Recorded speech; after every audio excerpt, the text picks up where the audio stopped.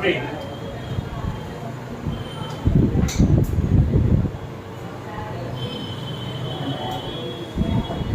देखो, measurement of angles is called trigonometry, ठीक है ना। यानी कि ट्रायंगल्स के अगर तीनों एंगल्स को मेजरमेंट हम सीखते हैं, that is called the trigonometry. Trigonometry जब भी अप्लाई होगा तो ये बिल्कुल ध्यान रखना कि ट्रिग्नोमेट्री जब भी अप्लाई होगा तो वो अप्लाई होगा सिर्फ राइट एंगल ट्रायंगल में। अगर ट्रायंगल राइट एंगल ट्रायंगल नहीं है तो उसमें ट्रिग्नोमेट्री अप्लाई नहीं हो सकता।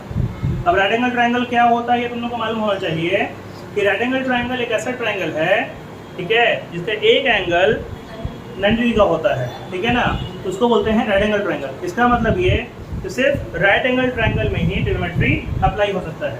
अब थोड़ा समझते हैं कि राइट एंगल ट्रायंगल का कुछ प्रॉपर्टीज पहले इसको देख लेते हैं हम लोग, ठीक है। देखो,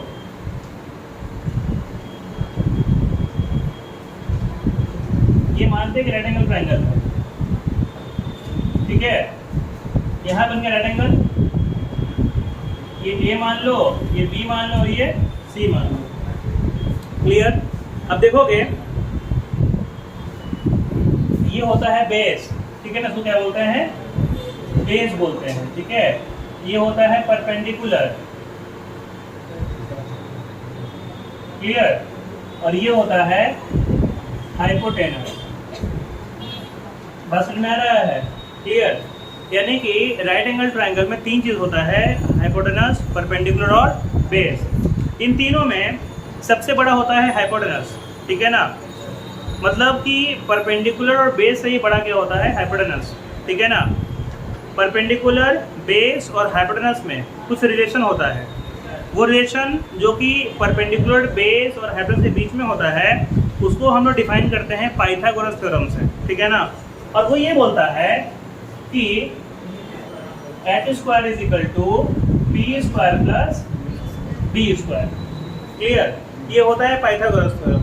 इस पाइथागोरस थ्योरम के थ्रू तुमको अगर मान लो p और b दिया हुआ है तो h फाइंड हो जाएगा। अगर मान लो कि तुमको h और p दिया हुआ है तो b फाइंड हो जाएगा। अगर मान लो कि h और b दिया हुआ है तो p फाइंड हो जाएगा। समझ में आया। तो ये होता है पाइथागोरस थ्योरम, ठीक है ना। मेरे कहने का मतलब ये कि ट्रिग्नोमेट्री जो है वो सिर्फ अप्लाई हो सकता है राइट एंगल ट्रायंगल में ही, और किसी में ट्रिग्नोमेट्री अप्लाई नहीं होगा। ध्यान दोगे, ट्रिग्नोमेट्री के टोटल 6 रेशियोज होते हैं, ठीक है ना। Sine, cos, tan, cot, cosec और सेक, ठीक है ना। टोटल 6 रेशियोज होते हैं ट्रिग्नोमेट्री के। साइन, थीटा लिखते हैं। थीटा जो है वो एंगल को इंडिकेट करता है। जिस तरीके से हम अननोन वैल्यू को x मानते हैं, ठीक है, उस तरीके से हम अननोन एंगल को थीटा मानते हैं। समझ में आया बात को। तो sine theta, cos theta, tan theta, cot theta, cosec theta और सेक थीटा, ठीक है।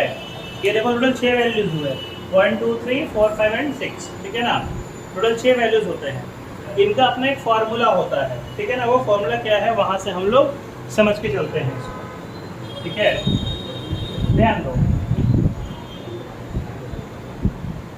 अभी हम तुमको बोले कि ये जो ट्रिग्नोमेट्री होगा वो सिर्फ और सिर्फ राइट एंगल ट्रायंगल में ही अप्लाई हो सकता है, ठीक है ना। तो यहाँ ध्यान दोगे कि मान लेते हैं कि एक राइट एंगल ट्रायंगल है, ठीक है, ये एक राइट एंगल ट्रायंगल है, ए, बी और सी। इसमें इसको मान लेते हैं x, अपने मन से मान लिया x, तो ये जरूरी नहीं कि आप इसको x ही मानो। मतलब इस BC का कोई ना कोई वैल्यू होगा, वो वैल्यू हमको कुछ देर के लिए पता नहीं है, तो क्या मान लेते हैं, x मान सकते हैं, ठीक है ना।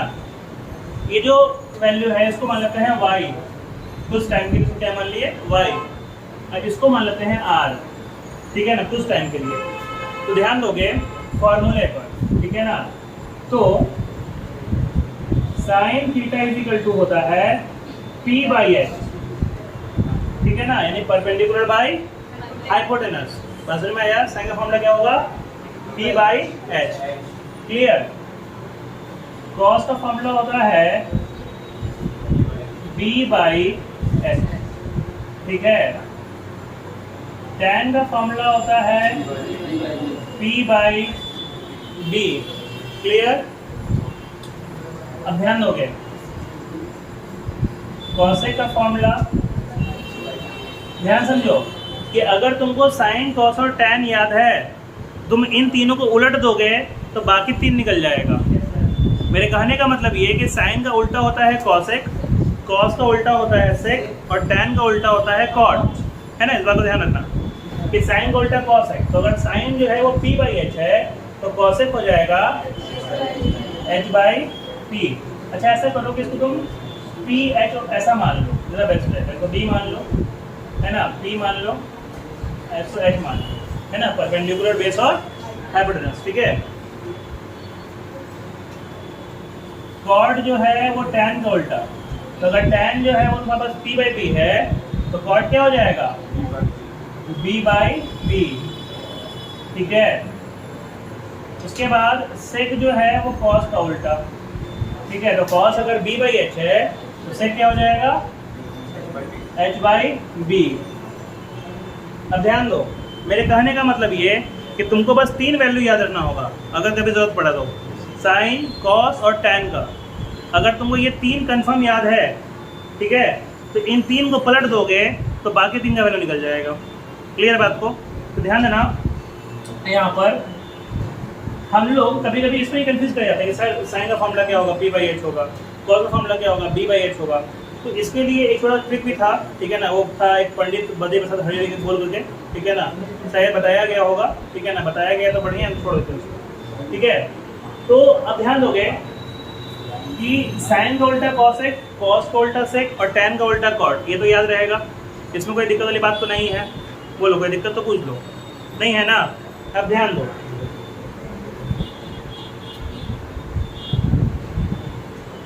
हम लोगों के लिए इतना ही एनफ है, ठीक है ना? इतना भी तुम्हारा फर्स्ट एक्सरसाइज कंप्लीट हो सकता है, ठीक है? देखो एक चीज और, अगर हम ये बोले कि साइन का उल्टा कॉसेक होता है तो उसको कैसे लिखते हैं? तो लिखते हैं कि साइन जो है ना वो 1/cosec होगा, समझे? मतलब उल्टा, क्योंकि अगर साइन और कॉसेक को हम सामने सामने लिखते हैं तो बराबर हो जाता, वो तो बोलेंगे उल्टा होता है, यानी कि 1/cosec, तो साइन क्या हो गया कि कॉसेक का उल्टा हो गया, है ना? तो अब समझोगे कि अगर ये कॉसेक डिवाइड में तो यहाँ क्या हो जाएगा? इसका मतलब कि sine theta into cosec theta is equal to, ये फॉर्मूला है कि साइन थीटा को कॉसेक थीटा मल्टीप्लाई करेंगे तो वैल्यू कितना आ जाएगा? 1 आ जाएगा, ठीक है? उस तरीके से हम ये बोले कि कॉस का उल्टा कौन है? Sec theta. कॉस का उल्टा कौन है?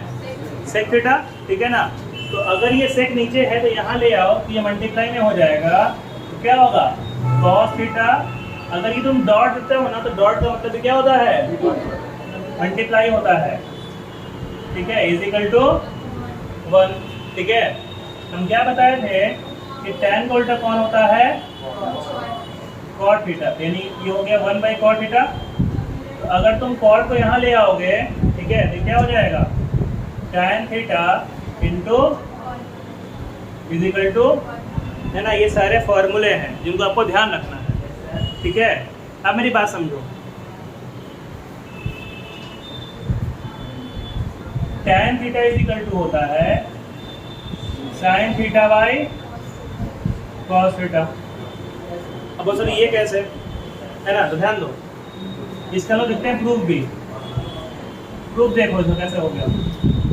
टैन का फॉर्मूला क्या होता है? P/B। हम बताए थे ना कि तुम इसको अगर मान लेते हैं कि इसको हम 1 से मल्टीप्लाई कर दें, इसको अगर हम 1 से मल्टीप्लाई कर दें तो क्या इसके वैल्यू में कोई फर्क पड़ेगा? तुम किसी भी नंबर को 1 से मल्टीप्लाई करोगे तो वो तो वैसे का सही रहेगा। तो अगर इसको हम 1 से मल्टीप्लाई करते हैं तो क्या कोई इफेक्ट आएगा इसमें? नहीं आएगा। तो हम क्या करते हैं कि उस 1 को कुछ अलग तरीके से लिख देते हैं। हम करते क्या है कि h से डिवाइड कर देते दोनों को। तो दोनों को h से डिवाइड करने में क्या हो गया? 1 से मल्टीप्लाई करना, क्योंकि h और h तो कैंसिल हो गया। तो देखो ये हो गया P/H और ये हो गया, तो P/H किसका होता है? साइन का, ठीक है? अब B/H किसका होता है?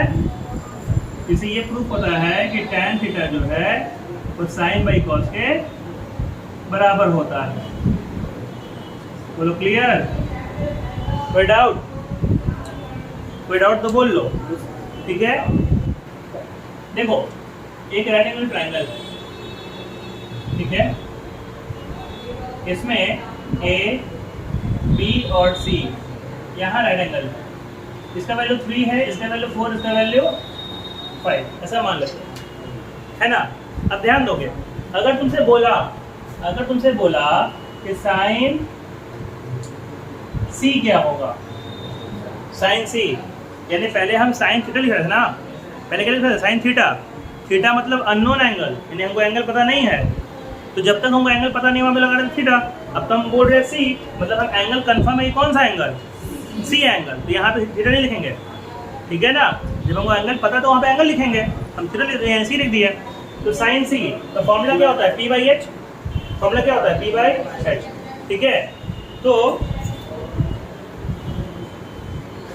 यहाँ देखोगे तो जो तुम परपेंडिकुलर मानोगे ना, वो परपेंडिकुलर जो एंगल है, जो भी एंगल है उसके ठीक सामने वाला को मानोगे, समझ में आया, जो भी एंगल होगा उसके ठीक सामने जो साइड होगा वो होगा परपेंडिकुलर, अब वो चाहे साइड कोई भी हो, लेकिन हाइपोटेनस कहीं परपेंडिकुलर नहीं बन सकता, यानी कि राइट एंगल ट्रायंगल में हाइपोटेनस फिक्स होता है, लेकिन परपेंडिकुलर और बेस अपना प्लेस को चेंज कर सकता है। तो अब यहाँ ध्यान दो कि अकॉर्डिंग टू द फॉर्मूला क्या होता है, पी बाई एच होता है ना। अब देखो एंगल सी, हम क्या बताएं कि जो परपेंडिकुलर होगा वो जो भी एंगल तुम मान रहे हो उस एंगल के ठीक सामने वाला होगा परपेंडिकुलर, तो सी के सामने कौन है, ए बी, तो यहाँ पे ऐसे लिखेंगे, ए बी लिखेंगे और बाई हाइपोटेनस, तो हाइपोटेनस जो है वो फिक्स होता है, वो चेंज नहीं करेगा, वो क्या हो जाएगा, ए सी, तो पहले ऐसे लिखना और तब इसका वैल्यू को लिखना, है ना। तो ए बी का वैल्यू कितना है, 3, ठीक है, और बाई 5, बोलो क्लियर हुआ। यानी अगर तुमसे कोई पूछा कि साइन सी का वैल्यू 3/5, इसके अकॉर्डिंग, इस क्वेश्चन के अकॉर्डिंग, ठीक है, वैसे अगर मान लो पूछा साइन ए, तो साइन का फॉर्मूला क्या होता है, पी बाई एच, है ना, यहाँ लिखेंगे पी बाई एच, ठीक है। लेकिन हम क्या बताएं अभी कि जो भी एंगल बोलेगा उस एंगल के ठीक सामने का साइड होगा परपेंडिकुलर, जो भी एंगल बोला उसके ठीक सामने का साइड क्या हो जाएगा, परपेंडिकुलर। तो यहाँ भी बोला एंगल ए, है ना, यहाँ मांग रहे परपेंडिकुलर, तो ए के ठीक सामने कौन है, बी सी, तो ये हो जाएगा परपेंडिकुलर। कैसे लिखोगे, बाई हाइपोटेनस फिक्स होता है, ठीक है ना, वो चेंज नहीं करेगा, तो वो क्या लिखा जाएगा, ए सी लिखाएगा। बी सी का वैल्यू क्या है, 4, और ए सी का वैल्यू 5, बोलो क्लियर, कोई डाउट? अब समझोगे। वैसे अगर मान लो तुमसे पूछ लिया कॉस ए, है ना, तो कॉस का फॉर्मूला क्या होता है, डी बाई एच, ठीक है ना, बी बाई एच। देखो बार बता रहे कि अगर हम इतना, ठीक है, यहाँ देखोगे बी बाई एच, अब यहाँ बी मांगा, तो जो भी एंगल होगा उसके सामने का साइड परपेंडिकुलर होगा, लेकिन उसके साथ वाला साइड, जो साथ वाला है वो बेस होगा।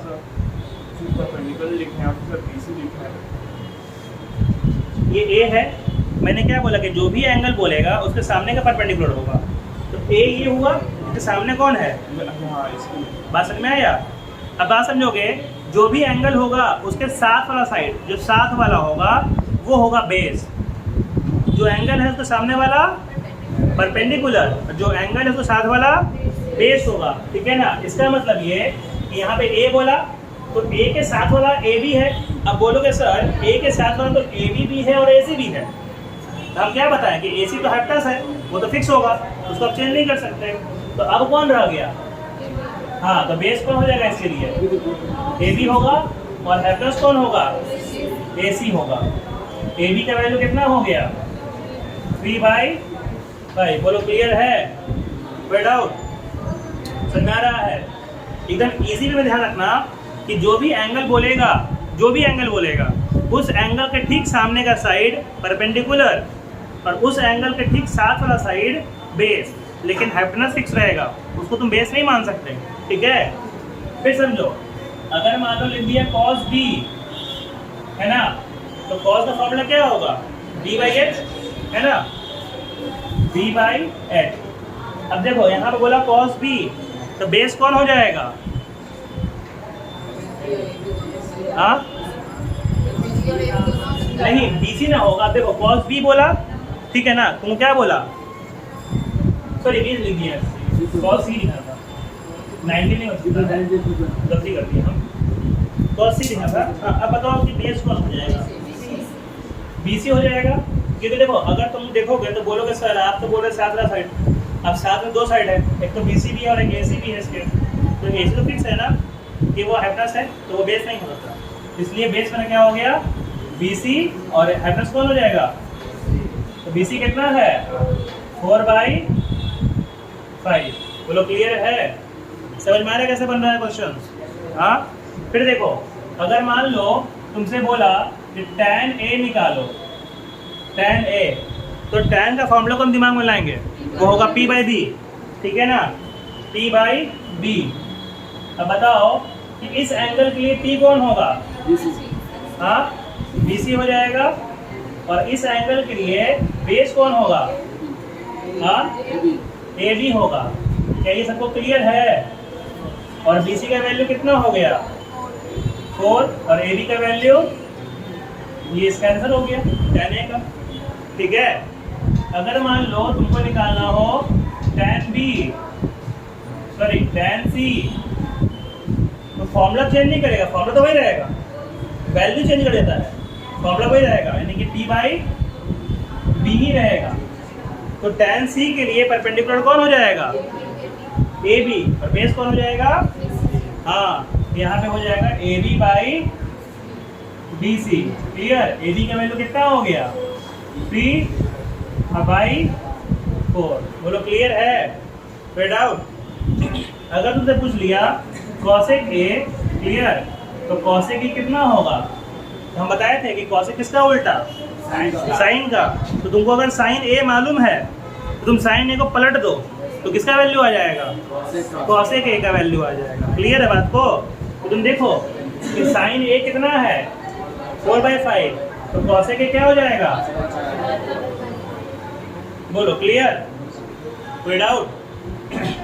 अगर पूछ दिया कि cosec B कितना होगा, तो अगर तुमको साइन B मालूम है, सॉरी 12 B नहीं हो जाएगा, कहीं जहाँ पे 90 होता है ना वहाँ के एंगल को नहीं लेते हैं, ध्यान रखना, ठीक है ना।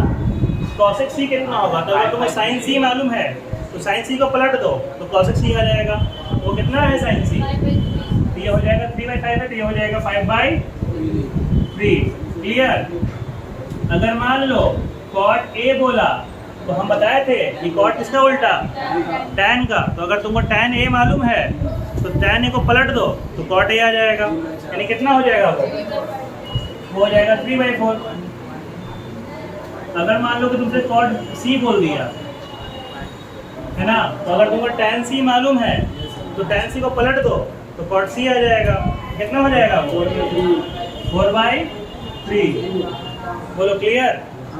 फिर मान लेते हैं कि तुमसे बोला sec A, तो sec किसका उल्टा? cos का। sec किसका उल्टा? cos का। तो अगर तुमको cos A मालूम है तो cos A को पलट दो, क्या आ जाएगा? sec A आ जाएगा, है ना। तो cos A कितना है? 3/5, ये कितना हो जाएगा? 5/3।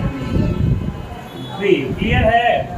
फिर समझो, अगर मान लो तुमसे sec C पूछ दिया, तो अगर तुमको sin C मालूम है, सॉरी cos C मालूम है, तो cos C को पलट दो, क्या आ जाएगा? sec C आ जाएगा। तो cos C कितना है? 4/5, ये कितना हो जाएगा? बोलो क्लियर? तो क्या तुम इन 6 जो रेशियो है इनको यूज करना सीख गए?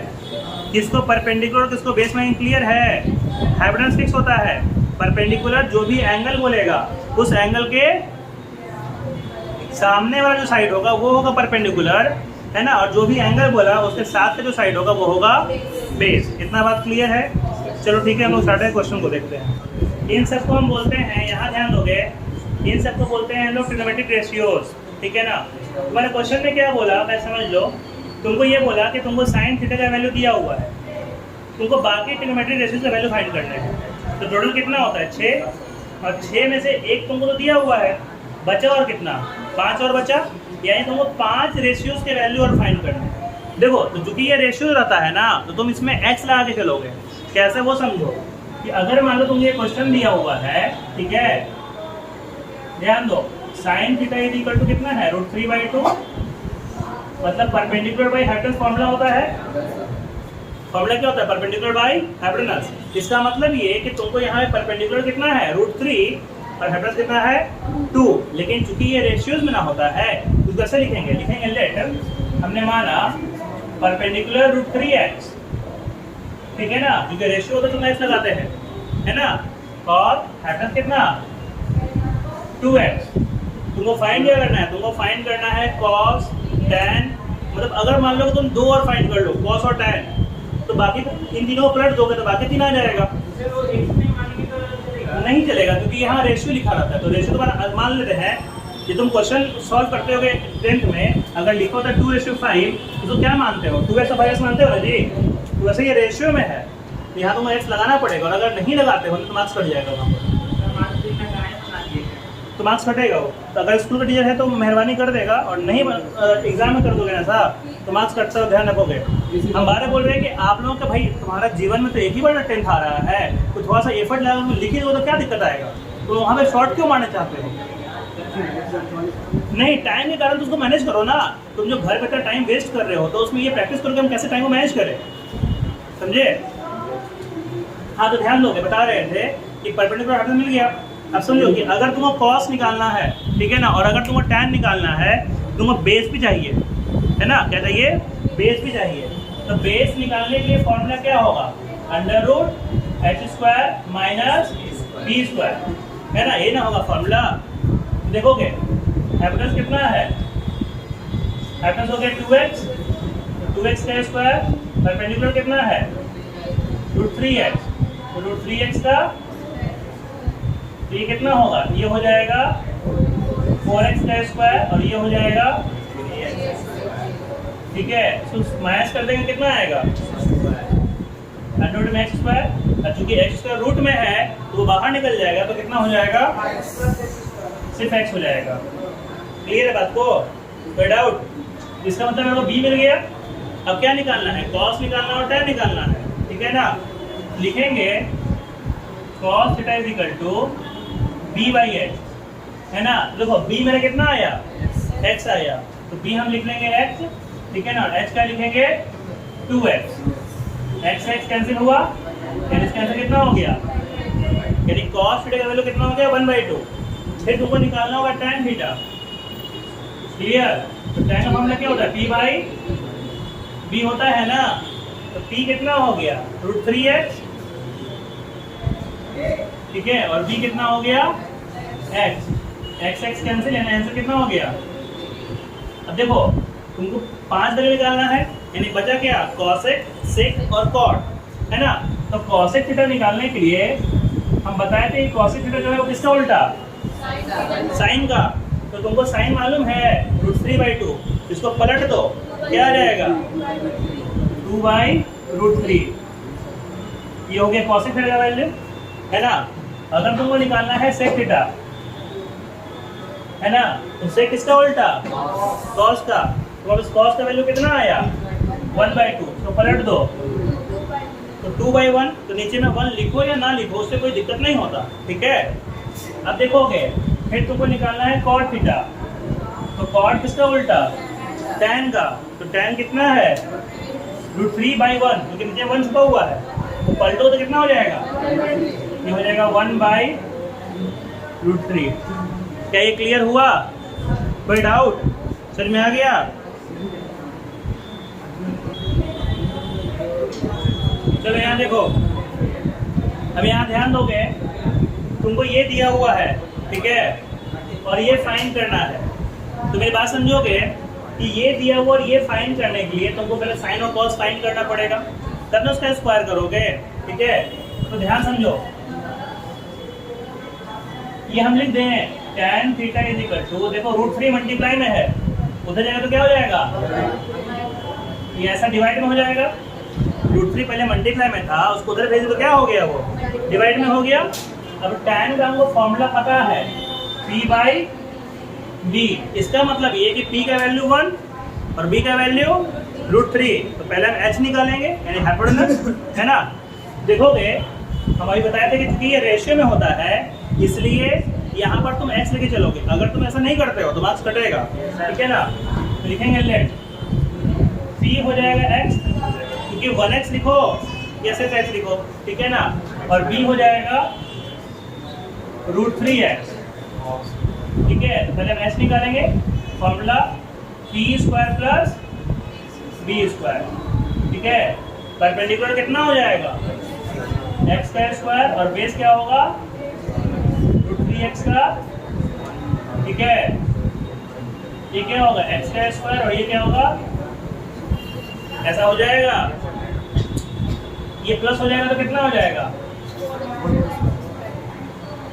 देखो 4 का रूट हो गया 2 और x तो क्या हो गया x मिल गया। अब जो तुमको फाइंड करना है उसमें देखो तुमको साइन और कॉस चाहिए, तो तुम पहले साइन और कॉस का वैल्यू फाइंड कर लो, ठीक है ना। तो लिखेंगे नाउ साइन थीटा। साइन का फॉर्मूला क्या होता है p/h। तुमको p मालूम है, देखो x है ना, और x हमें फाइंड किया है 2x, x से x कैंसिल, यानी साइन का वैल्यू कितना आ गया, बोलो क्लियर।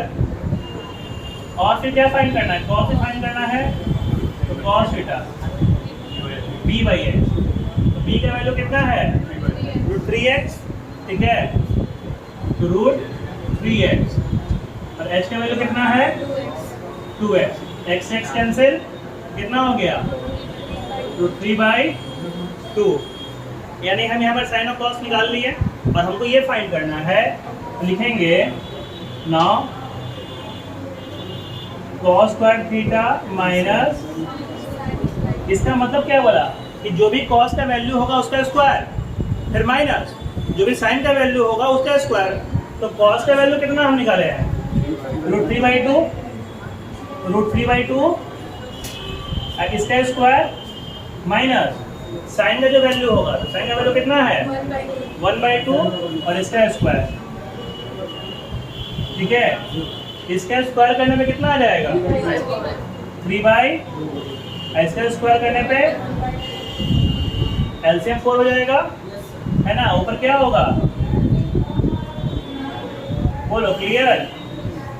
इसका आंसर कितना आ जाएगा 1/2। क्या ये क्लियर है, कोई डाउट?